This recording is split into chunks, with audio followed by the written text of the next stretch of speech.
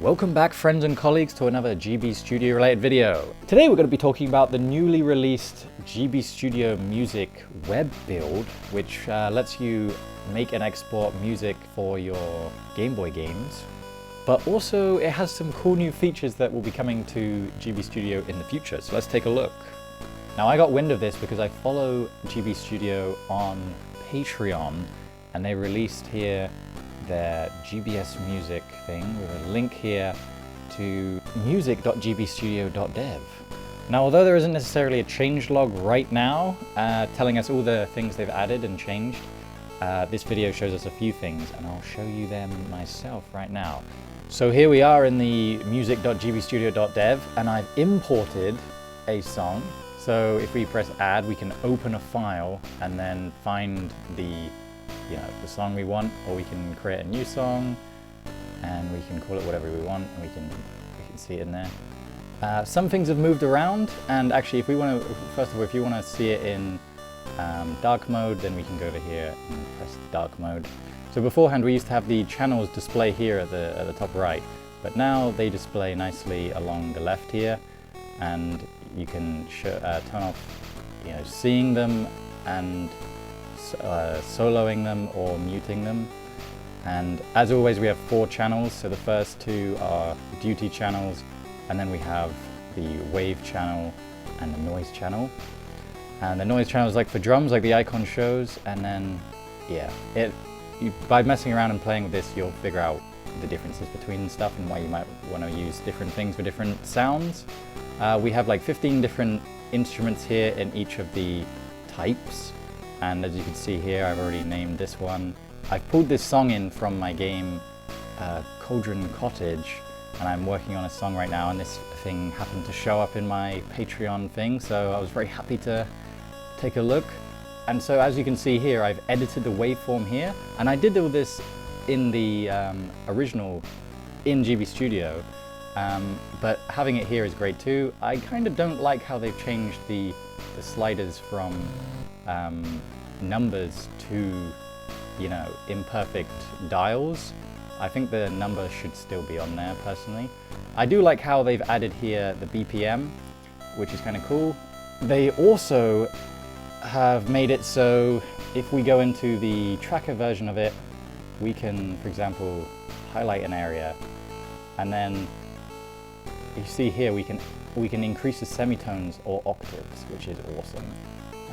Just by a click of a button, so we don't have to do it manually. So I'd say this is almost exactly the same as the version in GB Studio right now, but with some extra quality of life features, except for this one huge improvement, which is being able to record MIDI inputs. So I'm now sat here with my MIDI keyboard in front of me. It's got 2 octaves, and in front of me I've got GB Studio, the web build thing open. And if I press a key, then it's making the sound of the instrument that I have selected right now.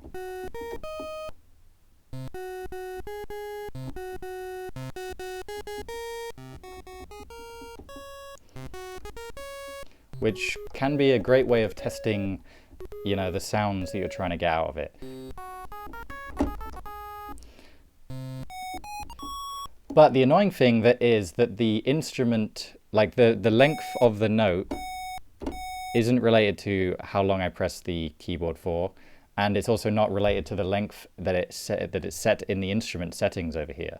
So that's a bit annoying. However, this is already a huge step up, and obviously with time and patience, we'll like making music, you get used to this kind of thing, and you'll find a lot of what we need to do in the music editor here is edit the sounds like in the tracker anyway, like being able to control the volume from like adding effects here, and for example setting the volume and then setting the next one lower or something, right?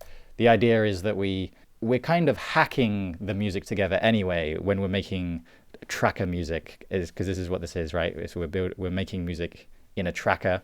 Like, it's not going to be able to hear, like, record how long we press the note for and all that stuff like we might want it to do. but it still has a record function, right? So if we were to play this song, and I've turned off the record function, we can practice, right? We can listen to our song,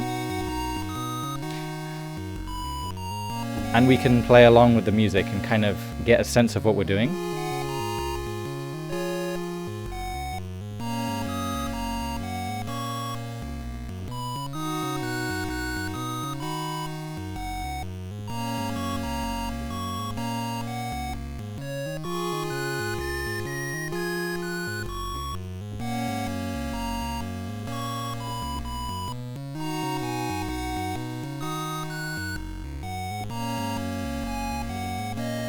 Gonna get a bit carried away there, but as you can see, you can practice and feel the music better, and then you can press record and we can test it out.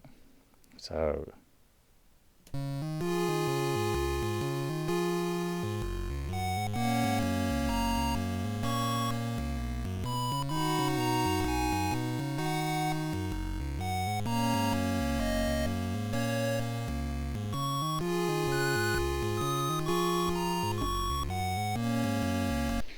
let's see if that worked.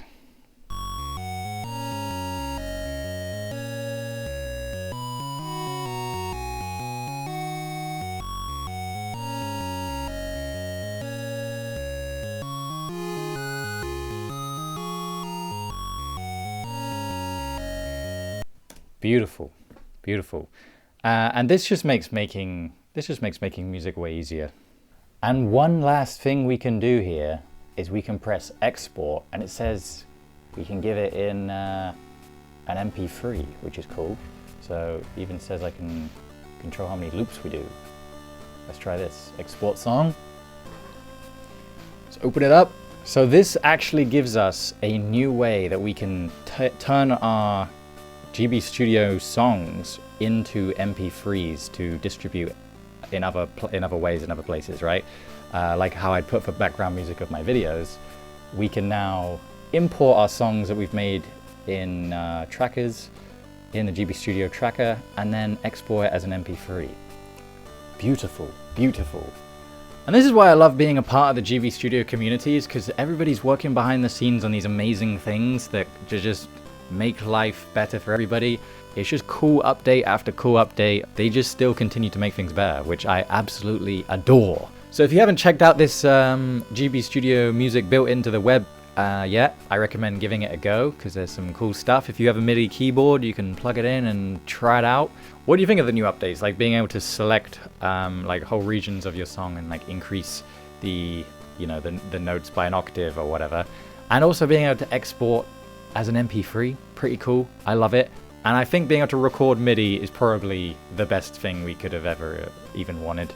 And the fact it's in web now, even lovelier. So let me know what you're going to be making with this new update to GB Studio Music. Remember to check them out on Patreon. Check me out on Patreon as well if you want. I've been working on some music for Cauldron Cottage, like I said in the beginning.